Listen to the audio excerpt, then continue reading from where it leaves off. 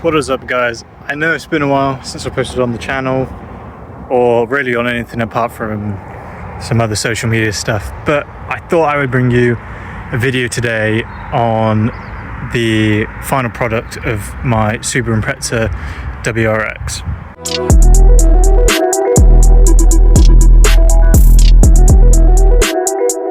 So as you can see, the Wrx is actually finished. This is version 1 of it. Kind of a budget build, like a budget friendly build, you know, and a good start position for getting to know this car a bit more, getting to know the kind of Subaru platform more, and just getting overall familiarized with how to properly do stuff and how not to properly do stuff. But I'm going to go over everything that's been done to it. We're going to go external, internal, and under the engine bay, and kind of just do a little bit of a review of how it's been and kind of the costs and everything like that. So as you can see, not really much has changed from the outside. The only few things that we have changed is obviously I got a new license plate. That was a gift, but we do have these brand new Roger Clark Motorsport WRC kind of wing mirrors. They are proper carbon fiber. They are quite expensive for what they are. They're pretty good. If you're not used to having kind of smaller wing mirrors, I wouldn't really recommend getting them. You can't really see an awful lot out of them. But apart from that, they're pretty good. I like them. They are, I believe, 1.5 pounds lighter than the original ones, which is good, I guess, if you're doing kind of hill climbs or rallying. For day-to-day driving, I probably recommend just keeping the old ones. There's nothing wrong with them. I think they look good. I think they do just tie in the car very nicely. The next kind of change you probably would have saw is the kind of tinted windows. It's not really a modification or anything like that. It's just more or less to stop the sun coming in. Although I will admit this was my first time tinting any windows, and I did it when it was cold and it didn't really work. And as you've probably seen from the start of the video, I didn't even do the back. Reason being, it was so cold and I've never tinted before, and the tint just wasn't really sticking very well. Which is a bit of a shame, but hopefully this summer I am planning on trying to redo it and do it better, and I'll probably make a video on it too. Now, as you guys have probably seen before, we do have the ruby crystal headlights. These are kind of custom ones. They're off eBay. I've never seen them before. They're the same shape as the old bug eyes, except for they're kind of the ruby color that the blob eye and all that come in. But we do have a different exhaust system. Now, this exhaust system was actually the original that came kind of on the car. It has been fabricated to fit my car again, just because I did have a big oh god, what name is it? A big afterburner Raptor exhaust. That's the one. And it wasn't very, it was nice, but it was too loud, especially for kind of like daily driving around. So I got this was the original exhaust that came on the car. I've had to fabricate it back on, but I like it. It sounds nice, and I'll give you a little clip here.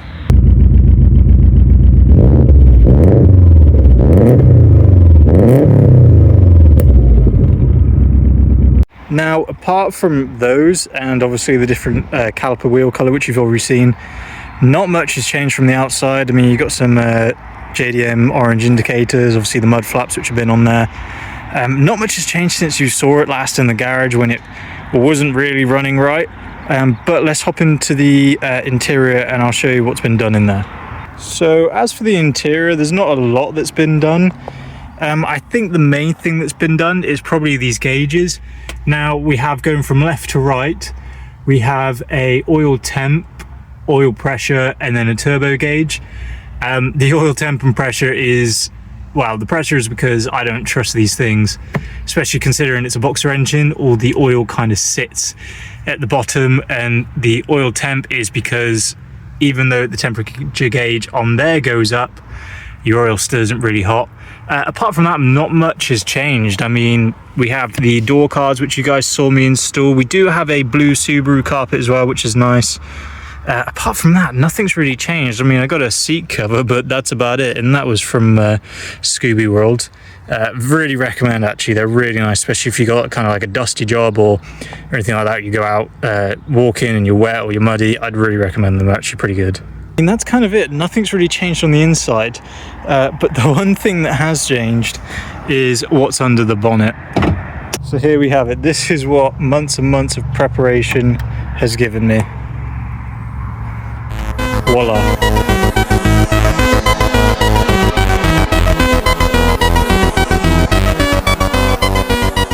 So here we have the glorious engine bay in all its complete form. I mean, there's bits here and there, but nothing that I would say is major. So I'm going to go over everything that's been done to this. Well, I mean, I guess we'll start from the front. So from the front, actually, on the engine itself, you'll probably see, or maybe not, there is an oil cooler back there. And that is because we have a RCM, if I can find it, RCM sandwich oil cooler with an RCM oil filter as well, and sump plug. And I'm not sure if you'll see it, the pipes leading kind of up there. Yeah, you can kind of see those pipes. It's a little bit out of focus, but yeah, so we do have those. We also have RCM headers that are 2 into 1, 4 into 1. They're pretty nice. I picked those up secondhand, and they do make the car sound absolutely menacing. So yeah, moving on from the oil cooler, which is a bit of a pain to fit, but it's definitely worth it. My oil temps are way cooler, especially in the summer. The original oil cooler, I'll see if I can get a photo here somewhere. The original oil cooler is basically just a kind of copper, I don't know, piping. It works, but it's cooled, which means that if any coolant spills into it, that's no bueno. Oil plus coolant equals milkshake equals a bad engine. Okay, so the next thing we're going to look at is the airbox as well. This airbox is a Mishimoto. This was actually second-hand, but it had never been used. Now, a lot of people say with Subarus, don't add a different airbox, add a different airbox. Standard's best, non-standard's best. It really, I mean, if I was being completely honest, standard is best. They spent millions developing it. It works, it's fine. I know people who still use them, they're fine. This is more for aesthetic and kind of noise. It does work very well though. Although if you run something as short as this, you'll probably kind of want to go off of a MAF sensor onto what's it called? I think it's a airspeed density or something like that instead. But it works for now. And it's pretty good. I mean, we have obviously all the different silicone pipes and all that. The turbo is original. I didn't change that. It was a refurbished one, and this is also kind of a daily car for me, so I didn't really want to put too much power through it. So it is running 280 horsepower with 300 newton meters of torque, which is pretty good for a almost 25-year-old engine that's stock. So the next big thing some of you guys might see is the AC. I did manage to put AC in this. It is absolutely amazing. It works wonders, especially now that we're kind of in this hotter part of the year. It works wonders. It works great. I would definitely recommend it. Now, moving on, the TGVs on this were also deleted as well. That's kind of a simple mod. They were deleted and plugged and all that, and then obviously mapped out. This, I don't actually know what brand intercooler this is. I was never told. I just picked it up. A guy said he had it on his STI. He showed me photos of it, videos, and I said, yeah, that's cool. It obviously fits. So I put it on. It's pretty big. There did have to be some modifications to kind of shave stuff down for it to fit. But overall, it's pretty good. Obviously, we got the go fast pits blow-off valve. And that's about it. The only thing I would say that I've had to probably replace multiple times in this engine bay is this thing, the idle air control valve. This thing is a pain in the ass. You can buy them new, but they're like 300 quid. Second-hand ones, there's no guarantee of working, but the Chinesian ones are like 50 quid and work a dream. But I have had to replace that 3 times now. So that's kind of it. Obviously, you can see I've got kind of some sort of dress-up bits. These were original. This, I actually made this by hand because I couldn't find a design I wanted. So I just made that. I fabricated it together. Same way as I've kind of fabricated a lot of the stuff that's in here to make it work. And like how I fabricated the exhaust and all that. Apart from that, this car runs pretty well. Like I said, it's running 280 horsepower, 300 newton meters of torque. It goes really, really well, especially on a TD04, a smaller turbo as well. It runs so well. I did get it tuned at TDR and I couldn't be happy with them. When we actually went, we did have a bit of a fuel leak. but it turned out it was when we took off one of the fuel lines and put it back on, it just leaked a bunch of fuel and it never dried up. But big thank you to them for tuning this car. Normally they don't tune cars that people have built the engines in themselves, but because this is like stock, nothing's really been done to it, they were happy to do it, although they do not do forged engines that other garages have made, so bear that in mind. Now, kind of carry on from like the turbo stuff and all that, we do have a 3-port solenoid from RCM. As you could probably tell, this build is quite heavily RCM kind of inspired, just because RCM's good. I've read a lot of good things about them, and obviously I've kind of looked at what other people have done, and everyone kind of seems to use RCM. I would really recommend it. It's very good, very simple. We also have this jumble of wires, which I need to create like a box for. Maybe I'll put that in a video, but this is for the oil temp and pressure. It's just a whole jumble. It's kind of simple to wire in, but it's going to take you the biggest part of the day to do that. But apart from that, I mean, there's not really much. Now, if we go into engine internals, they're all stock, apart from I think it's ACP bottom end bearings. They're not ARP stuff. They're not ARP, or they might. I think it's ACR or ACP bearings or whatever. I'll put like a picture or something here if I can find them. Those are there because they're uprated, and obviously the bottom end went on this car. Apart from that, there's no real upgrades. I mean, we do have like heat treated head bolts and whatnot, but there's nothing really different. We do also have the RCM timing belt sprockets, cogs, I can't remember what they're called, but we do have those as well, because the original ones do snap, because obviously the original ones are a metal center with plastic outer, and RCM ones are just fully billet metal. They were expensive. They were around £300 for the set, £400. They're expensive, but they are so worth it, because that means if that timing belt goes, the engine's toast, which I'm not fine with, but this engine's pretty old, but it does mean I can reuse the cogs. So that's kind of it. Now we'll go over the pricing of it all. Obviously we did the rear arches, which are, where am I looking, there. We did the engine, the rear quarter panels got sprayed, the front wing here got sprayed as well, because it was pretty crap, whoever did the spray job before. But all that's been done and said, and it's pretty good. Like, there's little bits here and there, like kind of rubber weather strippings that I'd like to do, but yeah, I can wait to do that. But this is version 1 of the car. Now, version 1, if I break it down, the engine, rebuilding it, even because we bought, what did we buy? We bought the bottom end bearings, the pistons, obviously all new gaskets and head bolts, because you have to. Altogether, the engine costs around £1,300 in this, which is pretty good to put it back to stock and running well stock, like out of factory stock. If I go into like the modifications that we've added to it, we're probably looking around maybe £1,000 of modifications. In fact, no, probably £1,500, maybe £2,000 at a push.